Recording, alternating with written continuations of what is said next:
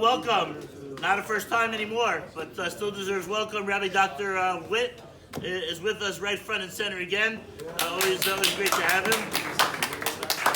Jonah Eisenberg is here.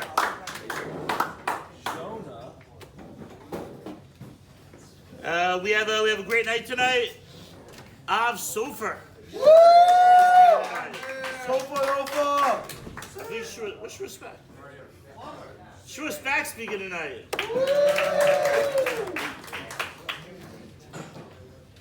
Is your boss speaking tonight?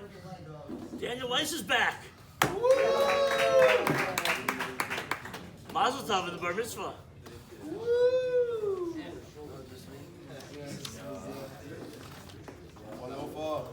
A few dedications. One to Rav Shai ben Rav Moshe. It's his yard site. One to Ethan's grandfather, Shmuel Ben Usher, to my grandfather, Eliahu Ben Moshe Yosef, and to Zachariah Wallerstein. Also, shout out to Rav Shimshon and ChatGPT. We beginning with the directive to be holy. With Parshat Acharei outlines a number of moral and spiritual mitzvahs designed to assist the Jewish people in achieving this objective. Setting aside certain hours to learn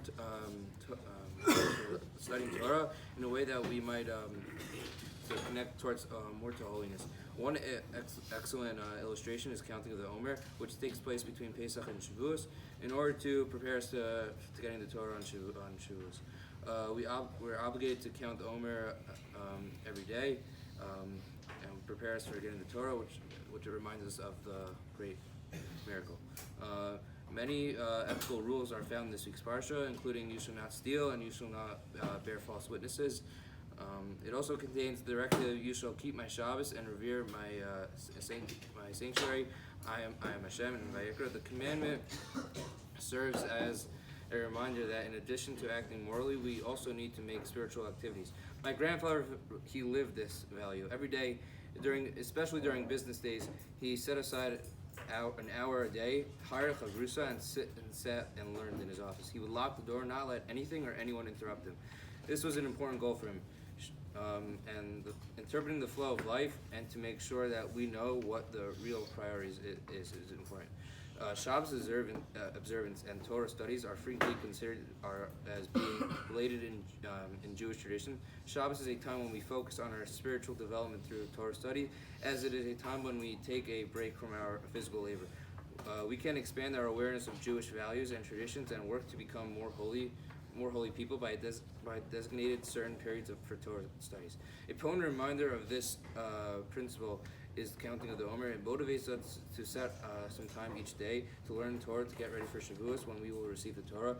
Doing so will enable us to work towards holiness and carry out the commandment to be holy. Have a good Shabbos.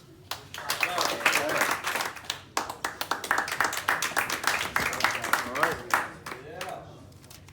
So I'm going to start off by saying thank you to Rav Paltiel. Without him, this Devar Torah would not have come up. So a huge yasher koach to him. So I'm going to read the second part of the pasuk here. Lo tamud al dam reyecha ani Adonai. What does that pasuk mean? Don't stand by the blood of your fellow, right? Like, okay, so your fellow has some blood over there, and you're not supposed to step in it. You're not supposed to stand by it. Like, what's going on? So Rashi interprets it, and he says, if your fellow is being chased by robbers, or by drowning in the water, or by being chased by animals, then you have an obligation to go out and save him. A beautiful piece here by the Baal Shem Tov is that he says everything that you see in this world is clearly orchestrated by Hashem, right? So you see your friend drowning in the river, and no one else is around, it's only you. You have the obligation to go out and save him. So, likewise, when you see your fellow spiritually drowning, you have an obligation, because you're the only one that's around, you're the only one that sees it. So be it your roommate, be it your friend, you have an obligation to go out and to save him. I just want to wrap up by saying a beautiful, beautiful piece that I heard from Rav Simi earlier this year that really changed my perspective, and I hope it will change yours as we finish up the year and move on. That really, the goal of yeshiva is not how many mesechtas you get in from Eluzman through the end of the year, or how many hours you learned inside the base, like outside of shir or whatever.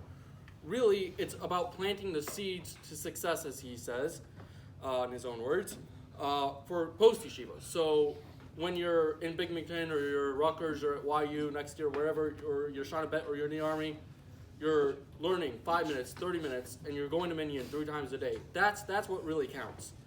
And so I think just building up the consistency towards that, the SMART goals, as Rav Kenny likes to point out, will really help you and possibly help your friend in the future. And yeah, have a good Shabbos.